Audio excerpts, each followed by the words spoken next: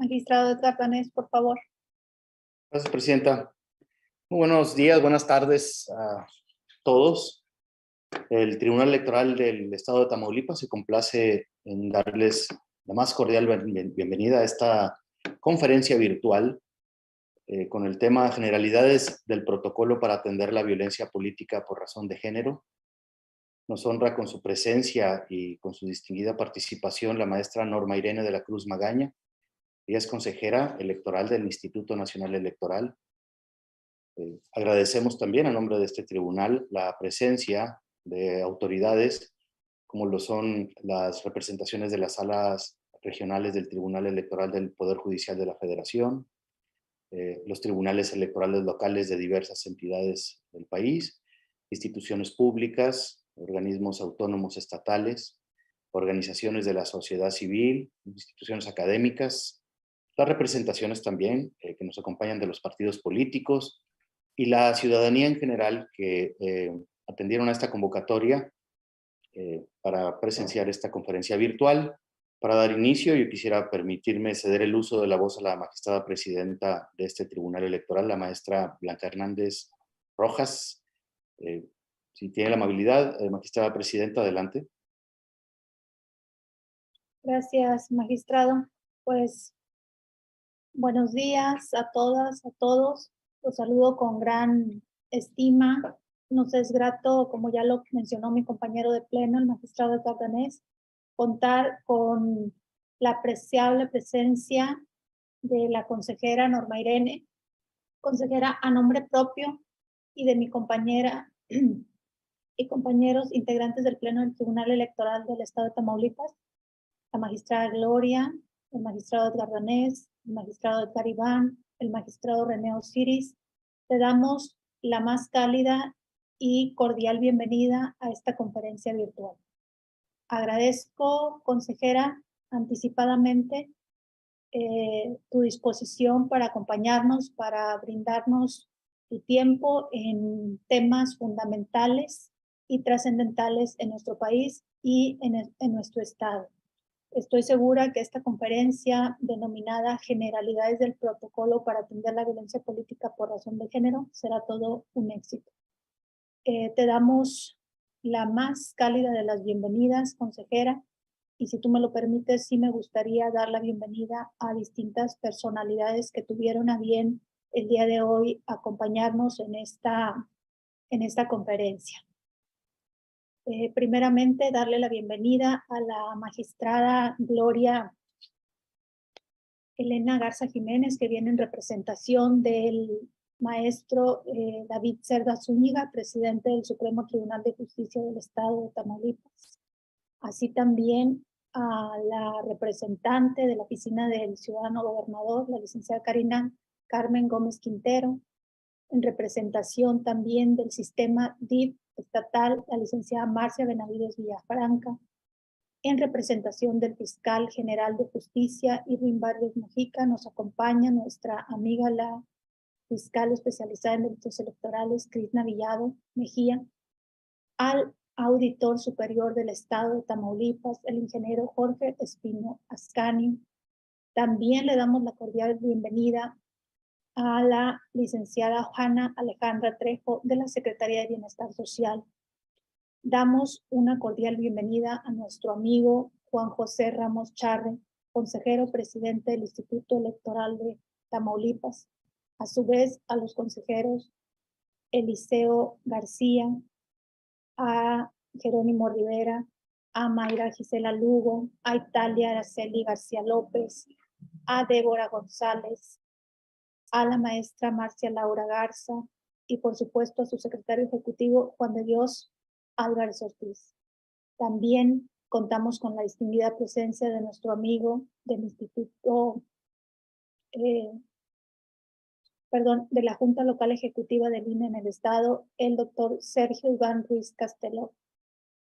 Tenemos también a la licenciada Susana Hernández en representación de nuestra amiga, la presidenta de la Comisión de Derechos Humanos, Olivia Lemos, Tenemos presentes a las consejeras o a las comisionadas del Instituto de Transparencia en representación de nuestro presidente, amigo Humberto Rangel Vallejo, la licenciada Dulce Adriana Rocha Sobrevilla. Contamos con la presencia también de magistrados del Tribunal de Justicia Administrativa del Estado, el licenciado Alejandro Martínez, su presidente, y el magistrado Gerardo Aldape. Están representaciones de los institutos políticos de Morena, Yuridia Vázquez, del Partido de la Revolución Democrática, su presidente David Valenzuela Barrios, del Partido del Trabajo, la licenciada Milagro Guadalupe Charles Berrones, de la Universidad Autónoma de Tamaulipas, en representación de su rector, el maestro Guillermo, se encuentra la doctora Josefina Guzmán Acuña. Está presente el director de nuestra facultad, de nuestra querida Facultad de Derecho y Ciencias Sociales, el doctor Armando Villanueva Mendoza. Contamos, consejera, también con la presencia en representación del presidente municipal de Ciudad Victoria, el licenciado Héctor Alberto de Jesús González Angulo. Tenemos también algunas asociaciones que se encuentran presentes, que son la de Mujeres Profesionales de Victoria, con la doctora Minerva Cáceres Vázquez, de la Barra de Abogados del Estado de Tamaulipas, Yadira Cepeda, de la Red de Mujeres Periodistas de Tamaulipas, Beni Cruz Zapata y Dora de la Cruz. Tenemos algunas magistraturas de algunos estados, como ya bien lo mencionó mi compañero Edgar Danés. Está la magistrada presidenta del estado de Campeche y la magistrada María Eugenia Villa Torres, algunas otras magistraturas que se estarán conectando en el transcurso de la conferencia. Y bien, si omití a alguna persona que está conectada en esta conferencia vía Zoom, ofrezco una disculpa anticipada. Sean todos y todas bienvenidos. Yo quisiera comentar que este tema que vas a abordar el día de hoy, consejera, para nosotros es sumamente relevante para las autoridades electorales administrativas de la función pública en el Estado. Creo, ofrezco una disculpa también, se disculparon por ahí diputadas y diputados del Congreso del Estado, tienen sesión pública, pero creo que están interesados en el tema del protocolo, en la actuación que debemos de tener nosotros en este tema. Sin duda, y tenemos en Tamaulipas firmado un protocolo desde el año 2017, en el cual fue firmado por este Tribunal Electoral, por el IETAM, también por el Instituto de Mujeres de Tamaulipas, y recientemente se agregó a la Fiscalía General del Estado a través de la Fiscalía Especializada en Delitos Electorales. ¿Por qué? Porque sin duda este tema trae la importancia, ahora sí que, de la actuación que debemos de tener, de lo que debemos de hacer en caso de sufrir o padecer la violencia política en razón del género. Consejera, omitiré ahora sí que mi participación para cederte el uso de la palabra a ti, porque eres quien nos viene a deleitar y nos viene a enseñar y a platicar sobre este tema. Te cedo el uso de la palabra. Bienvenida, y sabes que en Tamaulipas te recibimos con mucho cariño. Muchísimas gracias, buenas tardes a todas, a todos. La verdad es que suena que una audiencia de lujo con tantas magistradas, magistrados que nos acompañan, consejeras electorales, representantes de los partidos, la sociedad. Efectivamente, es con estas sinergias y la cooperación de todas y todos que podemos hacer frente a esta problemática que bien nos afecta a todos y cada vez se está volviendo más parte del debate. Desafortunadamente no lo podemos separar del ejercicio de los derechos políticos y electorales de las mujeres. Me voy a tomar la libertad vamos a usar una presentación, por favor. Sí, vamos, ok, gracias.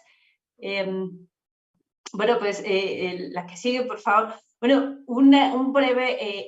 muy brevemente, primero, tenemos que recordar que nuestro país, a pesar de haber firmado los convenios y convenciones internacionales como la CEDAW, la Convención de Belém do Pará, que da las grandes líneas para atender la violencia contra las mujeres en razón de género, es hasta el 2007 que en nuestro país se aprueba la Ley General de Acceso de las Mujeres a una vida libre de violencia. Y esta Ley General pues nos da un marco no solo de definiciones políticas, que nos da los tipos, ya nos marca los tipos de violencia, la tipifica, la violencia física, psicológica, sexual, patrimonial, económica, simbólica, y las modalidades, es decir, dónde se puede ejercer o experimentar esa violencia. La violencia familiar, desde la comunidad, laboral y docente, institucional, y bueno, su expresión más extrema, la violencia feminicida. Si bien la aprobación de esta ley nos da un gran marco, no incluye todavía, y aquí digo todavía, una definición de qué es la violencia política contra las mujeres en razón de género. La siguiente, por favor.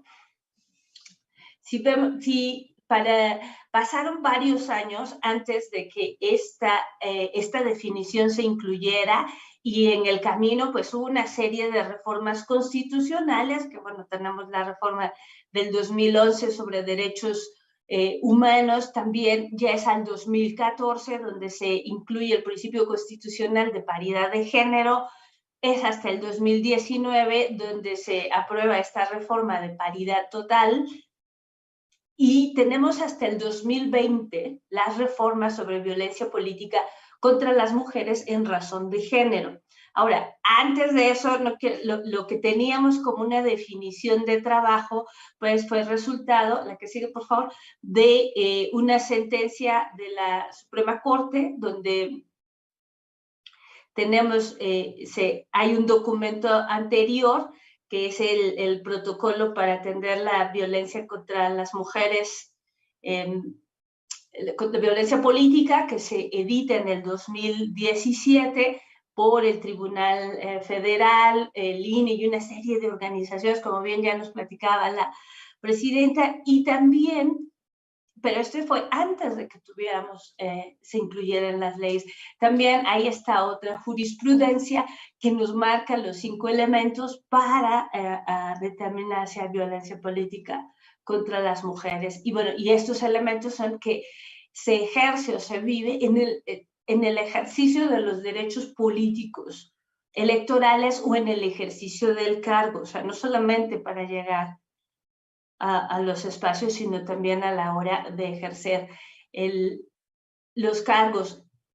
Es perpetuado por el Estado, por sus agentes, y puede ser, también puede ser, la pueden ejercer sus colegas, puede haber una relación jerárquica, puede ser a partir de sus compañeros de partido, puede ser ejercida por los medios de comunicación, en fin, hay nos da este otro elemento. También se manifiesta, puede ser esta violencia simbólica, verbal, patrimonial, económica, física, sexual, psicológica, y aquí pues tiene como objeto el menoscabar o anular el reconocimiento o goce de los derechos de las mujeres. Y el quinto elemento es este, que se basa en elementos de género. Es decir, que está dirigida a las mujeres por ser mujeres, tiene un efecto desproporcional y se basa en estereotipos de género. Esto es lo que teníamos antes de la reforma del 2020. Aquí sigue, por favor. Una vez que en el 13 de abril del 2020 se hace esta reforma, tiene un efecto en 8 leyes. O sea, por supuesto, en la Ley General de Acceso a las Mujeres a una vida libre de violencia, que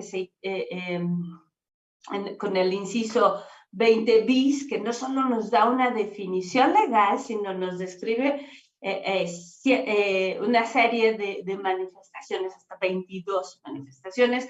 También tiene un efecto en la ley orgánica de la Fiscalía General de la República, del Poder Judicial de la Federación, de las responsabilidades administrativas, y de aquí ya del lado que en el INE es parte de nuestra área de responsabilidad, pues la Ley General de Instituciones y Procedimientos Electorales. Esto también modifica la ley del sistema de medios de impugnación en materia de electoral, la ley general en materia de delitos electorales y la ley general de los partidos políticos. Y con el cambio de estas leyes, obviamente desde el Instituto Nacional Electoral se han realizado una serie de medidas para poder cumplir con estas obligaciones que nos fueron otorgando. La que sigue. Y bueno, aquí una de las cosas que es muy importante es esta definición legal de lo que es la violencia política contra las mujeres. Y aquí en como cualquier acción u omisión o tolerancia, ¿no?, de acciones que están buscando, y aquí son todas estas actuaciones que tienen claramente el objetivo de limitar o anular o menoscabar el ejercicio de los derechos políticos electorales, y puede suceder en cualquier momento, en cualquier lugar, y puede ser ejercida por cualquier persona, sea hombre o mujer. Y también tiene elementos de género. Estos tres que ya les mencionaba, que está dirigida a las mujeres por ser mujeres, les afecta de manera desproporcional y está basada en estereotipos de género. La que sigue, por favor. Entonces, aquí para darles algunos datos de cómo hemos ido avanzado en el proceso 2017 y 2018, en este proceso electoral, donde todavía no teníamos esta definición política, pero sí teníamos el antecedente como el protocolo como antecedente y las jurisprudencias. Se presentaron 47, si no me equivoco, 47 quejas por violencia política. Eso fue en el proceso pasado, 2017 y 2018. Este es el número de quejas que recibimos a partir del 14 de abril, o sea, un día después de que se aprueba la ley, y hasta el 31 de diciembre.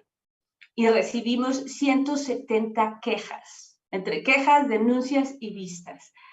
Y aquí recordemos también que en este proceso electoral 2020 y 2021 fue el proceso donde aplicamos este principio de paridad total. Si bien se disputaron más de 20,000 cargos de elección popular, la mitad de esas candidaturas fueron para mujeres. Entonces, tenemos un mayor número de mujeres participando en los procesos electorales como candidatas, y también tenemos un mayor número de quejas. Y no es que la violencia esté incrementando, lo que está incrementando no es el número de mujeres disputándose los cargos.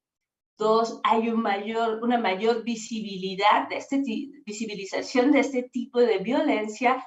Tenemos ya una definición legal y una serie de instrumentos que nos permite, bueno, que facilita la denuncia de este tipo de violencia. Y bueno, también en ese proceso electoral, si bien esto lo recibimos en línea, aquí no estamos contabilizando las que llegaron a las diferentes entidades, no todas fueron competencia del INE, varias las tuvimos que, las fuimos dirigiendo a los lugares competentes, y en lo que va del año, o sea, en lo que va del año del 2022, ya llevamos 67 quejas. Entonces, a pesar de que no tenemos proceso electoral federal, no solo hubo en los procesos locales, el número de quejas, estas son las que hemos recibido. La que sigue, por favor. Y bueno, también entre datos, y ahorita vamos a ir, les daremos más detalles, en el Registro Nacional de personas sancionadas en materia de violencia política contra las mujeres, es decir, aquellas personas que ya hay aquellos casos donde ya hay una sentencia firme por emitida por una autoridad jurisdiccional que como una de las medidas que se toman para estas personas es que se incluye en el registro. Hasta el momento tenemos 210 hombres y 43 mujeres, del total de 253 personas sancionadas. Y bueno, esto es parte de la observación que hacemos, que cualquier persona puede ejercer este tipo de violencia. Y estos son datos que tenemos al 29 de octubre entre las entidades con más quejas y con más sentencias firmes. Tenemos Oaxaca, Veracruz, Tabasco, Chiapas y Baja California. Entonces, esto nos habla un poco de cuál es el estado, ¿no? Y aquí ya estas son las personas sancionadas, ¿no? Ya hubo una denuncia. La que sigue, por favor.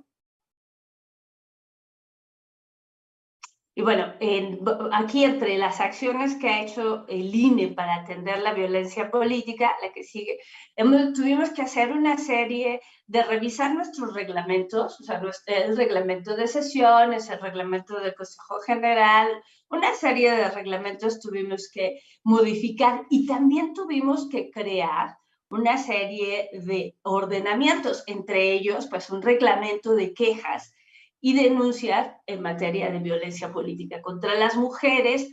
Hicimos los lineamientos para la integración, el funcionamiento y la actualización y conservación de este registro de personas sancionadas en materia de violencia política contra las mujeres, que recordemos que si bien eso fue una sentencia resultado de una denuncia por violencia política en el estado de Oaxaca, donde se establece que había que hacer un registro de personas sancionadas, después pues la sentencia en la sala superior, lo tenemos que hacer a nivel nacional y esos son los resultados que les presentaba hace un ratito.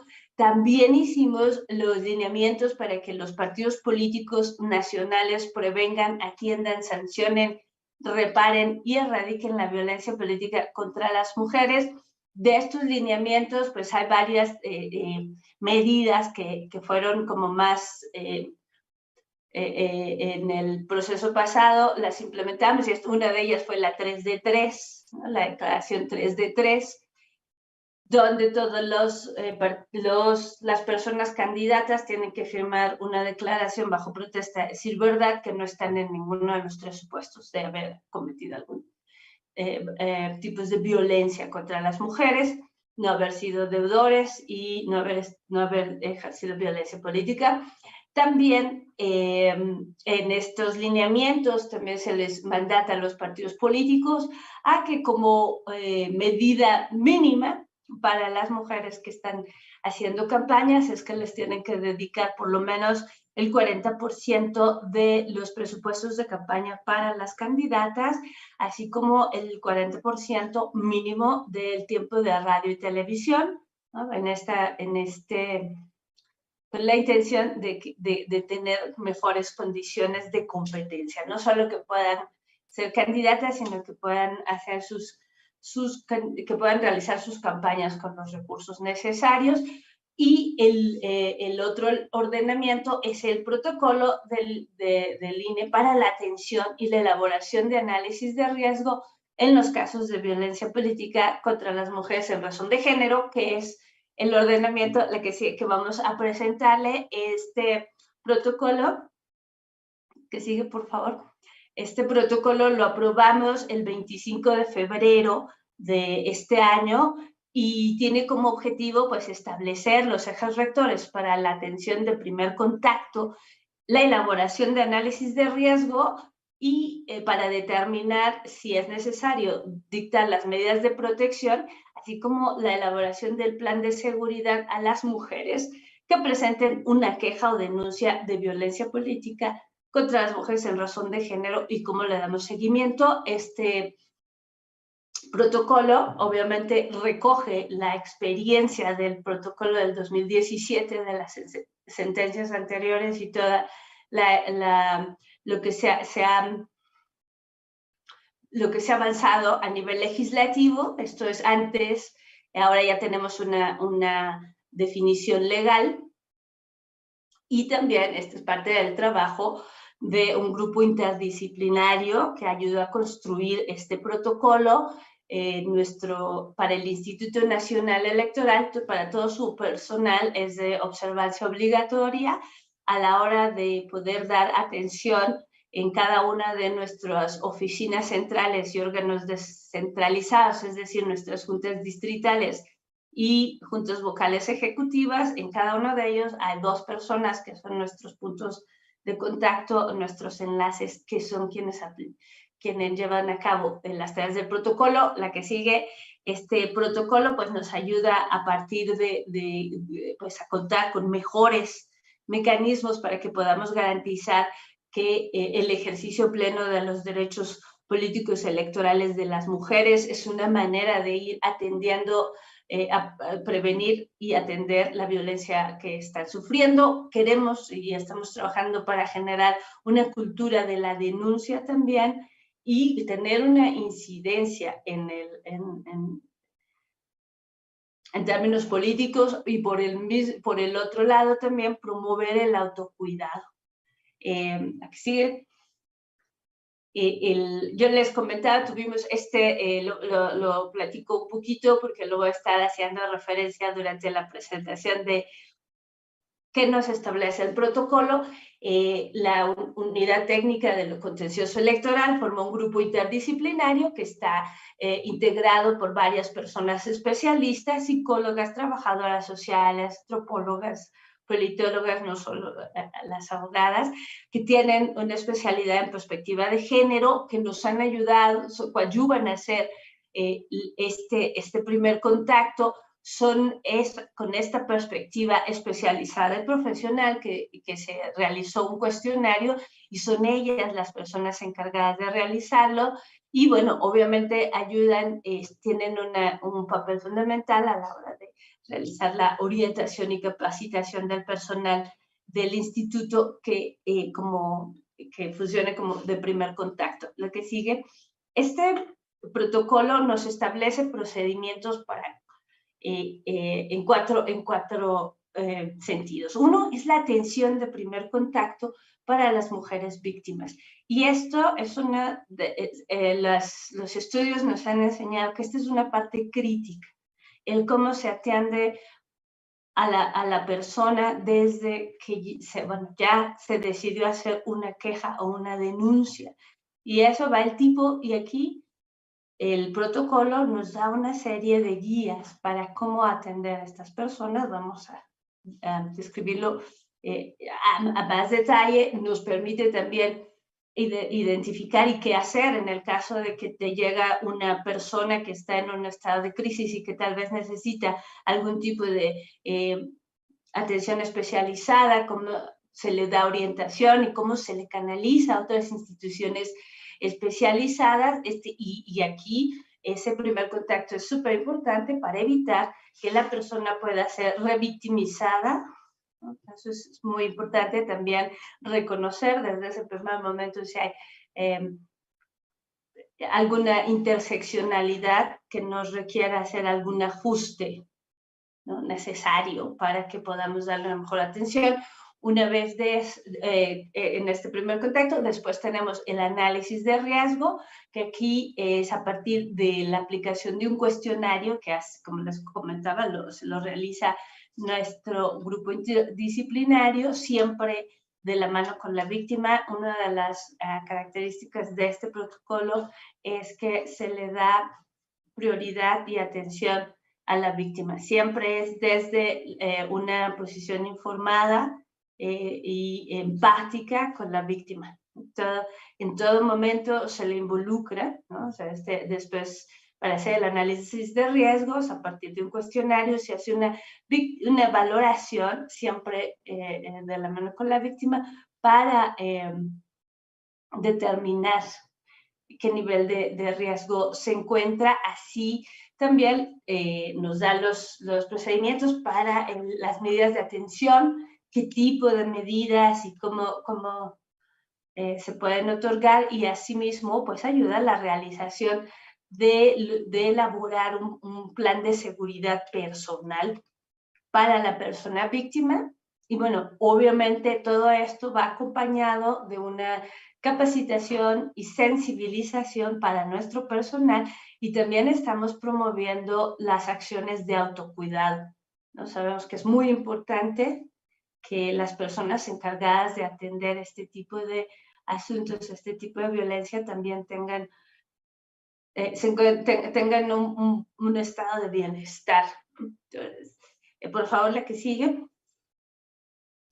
En esta atención de primer contacto, bueno, uno puede ser presencial, vía telefónica o por cualquier medio. La queja puede ser presentada por la persona víctima. Si es presentada por una tercera persona en representación de la víctima eventualmente tendrá que ir a ratificar. La denuncia, para empezar, si una persona llega a nuestras oficinas, obviamente no se le, el punto de contacto vendrá a darle la primera atención, se le conduce a una persona, a un espacio donde puede estar seguro, donde puede hablar con tranquilidad, se le pregunta desde cómo gusta, cómo quiere que le llamen, ¿no? O sea, tomar la atención de esos detalles, se le expliquen cuáles son sus derechos, cómo va a ser el procedimiento, y también se identifica si hay algún caso de interseccionalidad o interculturalidad, o sea, desde si hay una persona que necesita, indígena, por ejemplo, que tal vez necesitas que la acompañe una persona traductora, o si es una persona que tiene algún tipo de discapacidad y necesitamos hacer algunos ajustes para garantizar la accesibilidad. También aquí es bien importante que llegando una queja o una denuncia, si se llegara a identificar que no es competencia del Instituto Nacional, pero por la gravedad del caso se tienen que tomar o decidir medidas cautelares, estas las haría se toman, y hay un seguimiento en cada uno de los casos, aunque no fuera competencia del INE. O sea, no es que ya no es nuestra competencia y nos olvidamos del caso, se le da un seguimiento a cada uno de los casos. También se hacen todas las gestiones necesarias para poder dar la orientación o canalizar a la persona con la ayuda que necesita. O sea, si llega una persona que está en un estado de afectación y necesita contención psicológica, tal vez nuestros puntos de enlace no serán ellos, pero podrán canalizarla con el personal capacitado para que pueda atenderse. Lo mismo si se identifica que requiere atención médica o que está en un peligro inminente. Entonces, desde ese primer contacto es muy importante, porque se va aquí, y aquí esto lo voy a repetir durante la presentación. En el caso del Instituto Nacional Electoral, nosotros tenemos la responsabilidad de documentar todos estos casos, de ser necesario emitir las medidas cautelares, pero el fondo, o sea, el que determina si existe la violencia política o no, son las autoridades jurisdiccionales. La que sigue, por favor. Entonces, una vez que ya se hace este primer contacto, si fuera esto en una junta distrital, todos los casos en menos de 24 horas ya tienen que estar con la unidad de lo contencioso electoral, y el grupo multidisciplinario se pone en contacto con la víctima si y solo si la víctima está de acuerdo en que se realice el cuestionario de evaluación de riesgos. se aplica y este nos ayuda para determinar el grado de riesgo en el que se encuentra la víctima, la probabilidad de que las conductas violentas puedan incrementar o que se materialicen las amenazas. También este cuestionario nos también ayuda a ir determinando la percepción de la víctima sobre su propia seguridad, sobre las personas agresoras. El análisis de riesgo se realiza a partir de un cuestionario que tiene 75 preguntas, es unas que va analizando diferentes contextos y tipos de violencias a las que está expuesta la víctima. También analiza el contexto político, el contexto económico, los factores de peligrosidad de la persona agresora, porque claro, no es lo mismo que quien te amenace tenga acceso a recursos económicos, políticos, humanos, y pueda llevar a cabo las denuncias, ¿no? O sea, no es lo mismo que te amenacen anónimamente en Twitter a que un ex fiscal te mande una amenaza, ¿verdad? Tiene un efecto completamente, el factor de peligrosidad de esta persona agresora también puede ser que sea un reincidente, si tiene acceso a armas, si ya lo ha hecho antes, en fin, una serie de factores que son importantes determinar, y aquí esto nos va a dar de resultado si el nivel de riesgo es bajo, moderado y alto, y a partir de eso se van tomando una serie de medidas de protección y se elabora un plan de seguridad personal. La que sigue, por favor. Y aquí, una vez que se realiza este análisis con el grupo multidisciplinario y se determina que la persona agresora representa un peligro inminente, se toman estas medidas de protección. Estas se pueden cambiar durante el tiempo, pueden modificarse, porque bueno, la situación puede cambiar, puede haber más de una en el caso de que involucren a niñas, niños o adolescentes. El principio de interés superior de la niñez se pone siempre, se prioriza en caso de que involucre menores, se dará vista al Ministerio Público, porque recordemos que las víctimas de violencia pueden ser directas, las víctimas, o indirectas, ¿no? Puede ser también su familia, sus colaboradores. También, en caso y eso les comentaba al principio, en caso de que el INE fuera incompetente, pero se detecta una urgencia, se actúa, ¿no? Se actúa y se informa a las autoridades.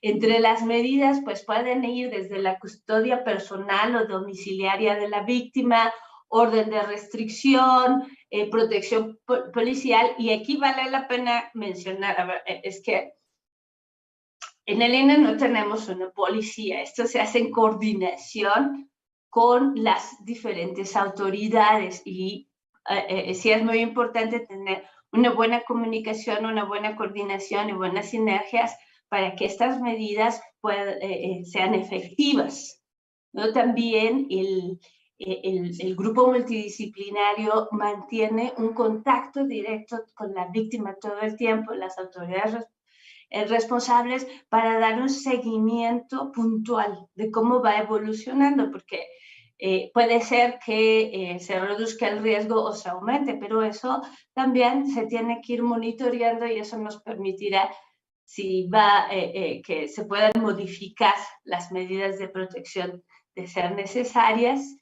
Y también, por último, tenemos el plan, en la que sigue, por favor, es el plan de seguridad personal. Y aquí sí es importante que remarquemos, porque no es que les vamos a enseñar karate, no, eso nos habla más de un plan de seguridad personal y también de autocuidado que se desarrolla siempre de manera conjunta y con la autorización de la víctima, porque aquí se le proporciona una orientación para qué nos sirve ese plan. Y va desde cómo identificamos y mitigamos los riesgos, desde cosas tan básicas para empezar a identificar cuáles son los recursos que tienes. Es decir, si ¿cuál es mi red de apoyo? ¿No? Si veo que si no puedo llegar a mi casa, ¿dónde sí puedo llegar? ¿Qué teléfonos de emergencia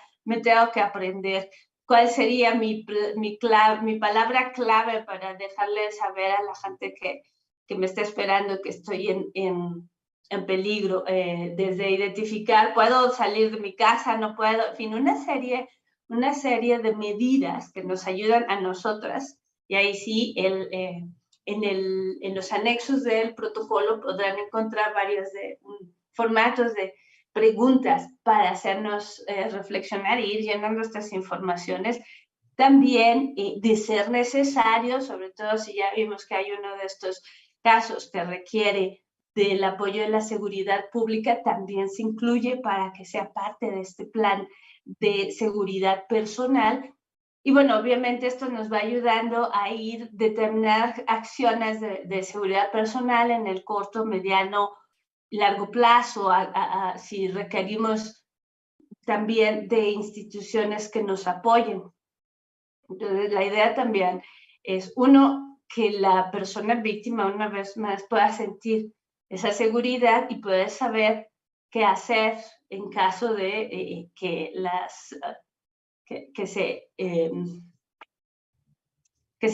se vayan agudizando las amenazas. Que sigue, por favor. Entonces, ahorita, o sea, llevamos pues unos cuantos meses con este protocolo que, como les decía, lo aprobamos en febrero. Hasta el momento, bajo esta metodología, se han dictado 27 acuerdos de medida de protección. Sí, hay algunos casos que son improcedentes porque no se advierten riesgos. También hubo 4 casos donde fueron procedentes las medidas de protección. En los casos en los que se activó el protocolo, pues participa activamente el grupo multidisciplinario y, bueno, obviamente se le va dando una serie tenemos atención a 19 víctimas que a partir del trabajo de la Unidad Técnica de lo Contencioso Electoral y se le da seguimiento a las sentencias del tribunal. También, como les decía, aunque este protocolo, que es de observancia obligatorio para todos quienes laboramos en el Instituto Nacional Electoral, pues también es una herramienta que estamos compartiendo, que a nosotros, como les decía al principio, no nos toca decidir el fondo, y es a partir de la sensibilidad también, la perspectiva de género de las autoridades jurisdiccionales que deciden el fondo, que nos van dando también más y mejores elementos para atender este tipo de violencia. La que sigue, por favor. Las denuncias se pueden hacer de manera virtual, personal, por teléfono, por redes sociales, y aquí puede ser directamente por la víctima o por representantes debidamente acreditados. Como les decía al principio, parte de la atención en el protocolo partimos desde la atención hacia la víctima. Y entonces sí, es importante que en el caso de que terceras personas presenten una denuncia, la víctima eventualmente tendrá que ratificar para que podamos activar el protocolo. Y estos son los teléfonos y el correo electrónico donde se pueden mandar quejas. Y bueno, por la que sigue, aquí les dejamos el QR para que puedan bajar el protocolo no solo como lectura. Yo sí ahí les recomiendo que revisen los anexos. Nos da una muy buena nos da un buen marco, y sobre todo cuando vamos revisando, por ejemplo, tanto en el cuestionario o en el anexo que nos sirve de base para elaborar el plan de seguridad personal, sí nos ayuda también a nosotras a ir elaborando ese plan de seguridad personal, y también que nos va a dar, tener esas medidas ya establecidas, pues nos va a dar un poco más de seguridad a la hora de continuar con nuestros trabajos. Y bueno, por el momento aquí dejaría la presentación. Estoy abierta a sus preguntas y muchísimas gracias. Gracias, consejera. Magistrado Edgar Danés.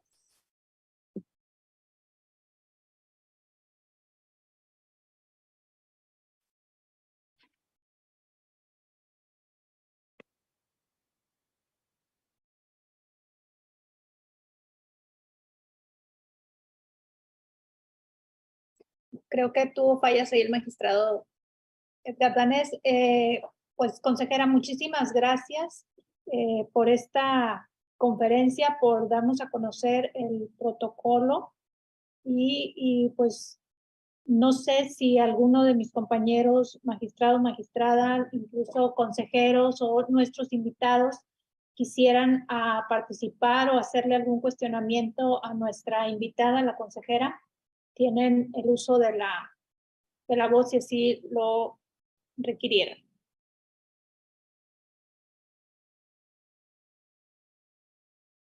La doctora Josefina Guzmán, en representación del rector de la Universidad Autónoma de Tamaulipas, y quisiera participar, consejera Norma. Adelante, doctora. Muchas gracias. Buenas tardes. Saludos a todos y a todas. Una pregunta, consejera, ¿por qué es tan difícil la definición o entender o comprender el concepto de violencia política? Porque en muchas situaciones, cualquier situación que se presenta a una mujer, luego dicen es violencia política, y luego van con el dietano, van o dicen, y le dicen, no, es que eso no es violencia política. ¿Por qué cuesta tanto trabajo definirla? O que nos quede claro, ¿por qué hay tantas confusiones en este concepto? En su experiencia, por supuesto.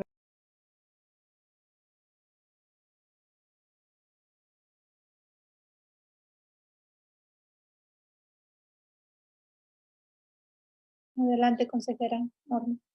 Sí, bueno, efectivamente, aquí cuando hablamos de la violencia política, pues afecta el derecho humano de las mujeres, ¿no? Entonces, aquí a veces cuando hablamos de los tipos de violencia, porque no solo se puede ser física, puede ser simbólica,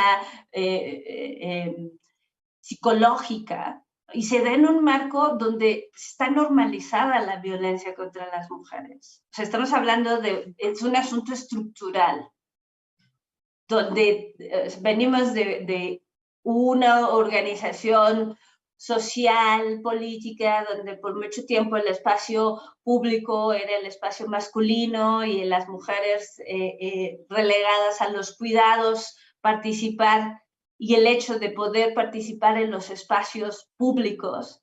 Entonces aquí, ¿qué elementos tiene? Pues que está dirigida a las mujeres por ser mujeres, que les afecta desproporcionalmente, ¿no? Que tiene visiones estereotipadas. Entonces, cuando tienes quejas, por ejemplo, de mujeres que ya en el cargo, hace poco analizamos una sentencia donde había, por ejemplo, esto fue en Emiliano Zapata de Chiapas, ¿no? O sea, había el caso de había 2 regidoras y un regidor que no les estaban invitando a las reuniones, les estaban negando los salarios, y bueno, ya al final les negaron la entrada al edificio. Entonces, cuando se analiza, por ejemplo, a nivel estatal, pues dice, sí, sí hay violencia política, y se confirman los elementos de género. El Tribunal Estatal dice que no, porque, o sea, sí hay violencia política, pero no es específicamente de género, porque decían que también le estaban aplicando la misma al regidor. Cuando usted llega a la Junta, a la sala regional dice que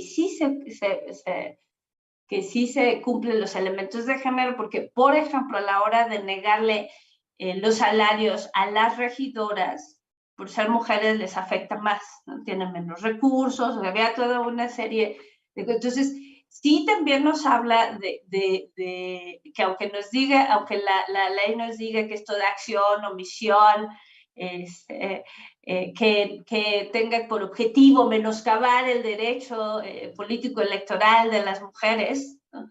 Tiene muchas variables. Ahora, también cuando nosotros vemos en las sentencias de las personas que están en el registro ya de personas sancionadas, es decir, ya hubo autoridades que analizaron el fondo, cuando encontramos que la mayoría de los casos se presentan violencia simbólica.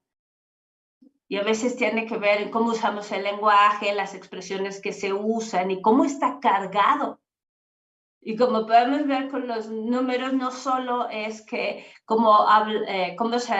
que solo la ejercen los hombres, también tenemos casos de otras funcionarias que violentan funcionarios. Entonces, y esto otra vez, ¿no? Hace rato escuchamos en el observatorio a la doctora Leticia Bonifaz que decía, bueno, es que ser mujeres no nos da conciencia de género.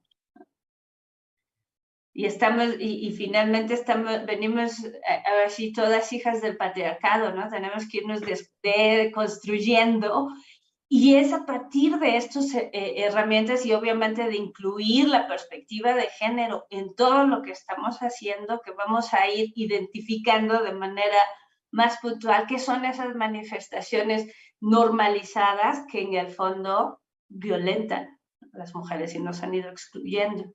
Entonces, sí es un gran avance que tengamos esta definición, está en la ley, ¿no? Es más, hasta en el artículo 20 bis viene una larga lista de las 20 que no son limitativas, pero nos enuncian 20 formas, ¿no? De cómo se puede identificar la violencia política. Entonces, yo creo que también es un concepto que también tenemos que ir normalizando para poder identificarlo y poder señalarlo, es decir, eso o ese comentario, esa acción, eso es violencia política. Entonces, sí, nos queda mucho trabajo por hacer, pero también tenemos que reconocer que pensando que tenemos una legislación que apenas tiene 2 años, todo el avance que se ha tenido y el impacto que ya tiene, ¿no? Todas las, no solo a nivel nacional, sino también en las legislaciones locales. Muchas gracias. Gracias, consejera. No veo alguna otra manita levantada. La fiscal especializada en delitos electorales, Crisna Villado. Adelante, licenciada. Hola, muy buenas tardes a todas y a todos, compañeros, amigos. Primero que nada, agradecerte, magistrada presidenta, la invitación a este tan importante evento virtual. Felicitar a la consejera Norma de la Cruz por tan buena explicación del protocolo. Hay 2 puntos que yo quiero resaltar en esta ocasión. Es muy importante, como bien lo decía la consejera Norma, la coordinación entre las autoridades, tanto electorales como de Procuración de Justicia Penal Electoral. Yo creo que esta es la base para que podamos dar una buena atención a las víctimas de violencia política en razón de género. En este caso, en el estado de Tamaulipas estamos perfectamente coordinados gracias a mis compañeros del IETAM, del INE, del Tribunal Electoral. Hemos tenido una muy buena sinergia en cuanto a estos temas, entonces por ese lado tenemos mucho que trabajar, pero también tenemos muy grandes avances en el tema de la coordinación entre autoridades. Y el siguiente tema, el número 2, el de la difusión. Aquí yo creo que tenemos una gran área de oportunidad. No podemos denunciar algo que no conocemos. Entonces, yo creo que esta es una muy buena oportunidad para que todas las autoridades electorales y no electorales podamos hacer una difusión de este fenómeno y podamos combatirlo. Sería todo de mi parte. Gracias. Gracias, fiscal. Consejera Norma. No, pues tienes razón. Tienes razón, es a partir de la colaboración y la coordinación que vamos a poder atender, ¿no? Yo, como les comentaba, este protocolo, buena parte requiere y nos demanda de un trabajo muy de cerca, coordinado, con buenas sinergias con las diferentes autoridades, para que podamos dar una respuesta adecuada, inmediata y expedita a las mujeres que sufren violencia y que llegan a denunciarla. Y efectivamente creo que nos queda, estos foros son muy importantes porque nos ayudan a darle difusión y a estar ampliando también estos instrumentos, y sí, tenemos todavía mucho por hacer para que todas las mujeres podamos tener conocimiento de todos nuestros derechos y poder ejercerlos libremente. Si no los conocemos, ¿cómo los ejercemos? Tienes razón. Gracias. Gracias. Le estaría dando el uso de la voz a la licenciada Yadira Cepeda Sosa. Adelante, licenciada. Muy buenas tardes a todas y a todos. Gracias por la invitación. Licenciada Norma Irene, gracias por toda su explicación, excelentísima. Hace un año, bueno, en las elecciones del 2021, fui parte de ellas como presidenta de Fuerza por México. A raíz de esta contienda electoral, trabajamos arduamente en el estado de Tamaulipas, pero fui una de las víctimas, pues ahora sí que por violencia política por razón de género, y presenté las denuncias que correspondían. Agradezco mucho el apoyo del licenciado Juan José Ramos Charre y del licenciado Juan de Dios Álvarez Ortiz, quienes efectivamente me apoyaron inmediatamente. Hubo la coordinación del IETAM con el Estado, y tuvimos por ahí también el apoyo de la seguridad. Verdaderamente yo sentí ese apoyo, pero bueno, presentamos las denuncias. En mi calidad de presidenta, el ataque fue no nada más de personas fuera del partido, sino incluso de personas que participaron como candidatos. Y todo el tema se dio en razón de las prerrogativas de los candidatos. Fue una situación tremenda en mi caso, porque me vi agobiada con situaciones de ruedas de prensa y de esa naturaleza en mi contra, en las que hubo un momento que de verdad me sentía que no podía avanzar más, porque hubo un día especial en el que tuve casi 30 notas que salieron en el estado y en otras partes del país en mi contra. Sí, verdaderamente fue algo muy complicado y muy difícil. Presenté todas las pruebas, incluso porque hubo muchas virtuales. Presenté todas las pruebas. Hubo algunos testigos dos personas que fueron testigos de algunas de las situaciones que me agobiaron en exceso. Desafortunadamente, y lo digo, los testigos eran varones, y aunque eran las personas que se supone tenían que haber estado al pendiente, pues ya al final no quisieron participar como testigos, y eran varones. Entonces, bueno, pues esa fue una de las experiencias que yo tuve como presidenta de este partido político, y lo hago saber, y lo quise hacer, pues dar a conocer, aunque mucha gente se enteró, pero sí quise darlo a conocer porque sí, definitivamente, como mujeres es muy difícil tratar temas de esta naturaleza, y vernos inmersas como una minoría, y vernos inmersas en situaciones en las que desafortunadamente por el único hecho de ser mujer, pues somos violentadas. Es cuanto.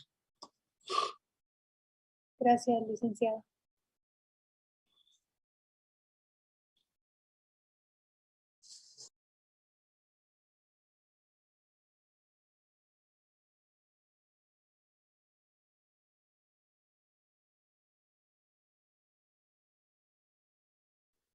Con este tipo de eventos, consejera,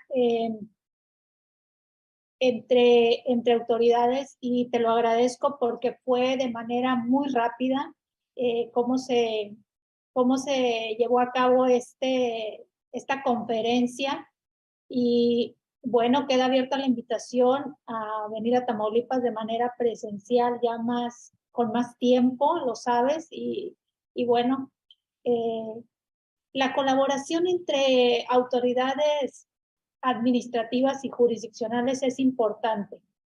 ¿Por qué? Porque con este tipo de eventos podemos visibilizar, consejera Norma, podemos analizar, podemos reflexionar y sobre todo actuar en consecuencia ante esta problemática que quisiéramos ya las mujeres decir que no nos siguen menoscabando, pero siguen menoscabando nuestros derechos políticos electorales en los cargos públicos. Entonces, pues la palabra es, hace días fui a la entrega de la medalla al mérito y me conmovió tanto escuchar a la doctora Josefina, que está aquí presente, ella recibió este mérito. Me conmovió tanto escucharla y muchas de sus palabras, de su mensaje, los tomo como míos, porque yo creo que muchas mujeres vivimos diferentes tipos de violencia, y no solamente la violencia política contra las mujeres en razón de género, sino mucho tipo de violencias, y yo creo que es un mal que existe, no solamente en nuestro país, en nuestro estado, es un mal que debemos de erradicar a nivel mundial, y obviamente seguir hablando y seguir levantando nuestra voz, y como bien lo dices tú, pues tal vez permearlo con este tipo de conferencias, con este tipo de actividades, y darlo a conocer y que sepa más la ciudadanía sobre este tema. Es importante hacerte un reconocimiento público porque, insisto, fue así como yo te lo pedí: ayúdame, apóyame, en Tamaulipas, en el tribunal, quisiera que estuvieras, y bueno, me hiciste el honor, consejera, lo cual yo te lo agradezco infinitamente. Sé que cuento contigo y con todas las mujeres que estamos aquí, que se ve que tuvieron el interés, se siguieron conectando, incluso compañeras presidentes de otros tribunales, incluso compañeros presidentes del Tribunal de Querétaro, de Guanajuato, pues ya lo había dicho, de Campeche. Y te agradecemos mucho, consejera. Me voy a permitir leerte un reconocimiento a nombre del Tribunal Electoral del Estado de Tamaulipas. Reconocemos a la maestra Norma Irene de la Cruz Magaña, consejera electoral del Consejo General del INE, por su valiosa participación como ponente en la conferencia virtual denominada Generalidades del Protocolo para atender la violencia contra las mujeres por razón de género. Lo suscriben la maestra Gloria Reina Harsevi, magistrada, el maestro Edgar Iván Arroyo Villarreal, magistrado Edgar Danés Rojas, y el maestro René Osires Sánchez Rivas, magistrados, la de la voz Blanca Hernández Rojas, magistrada, todos integrantes del Pleno del Tribunal Electoral del Estado de Tamaulipas. Muchísimas gracias, consejera, por tu tiempo, por tus palabras, y no sé si alguno de mis compañeros magistrados del tribunal quisiera darte algunas palabras.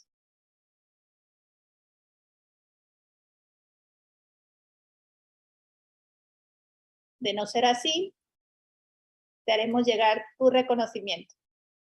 Te mando un fuerte abrazo, consejera. Muchísimas gracias a todos y a todas los que estuvieron presentes en esta conferencia vía Zoom y aquí que nos siguió por las distintas redes sociales. Muchas gracias, buenas tardes. Muchas gracias. Gracias. Saludos a todos, que estén muy bien. Saludarles. Consejera, un gusto. Buenas tardes, estés muy felicidades. bien.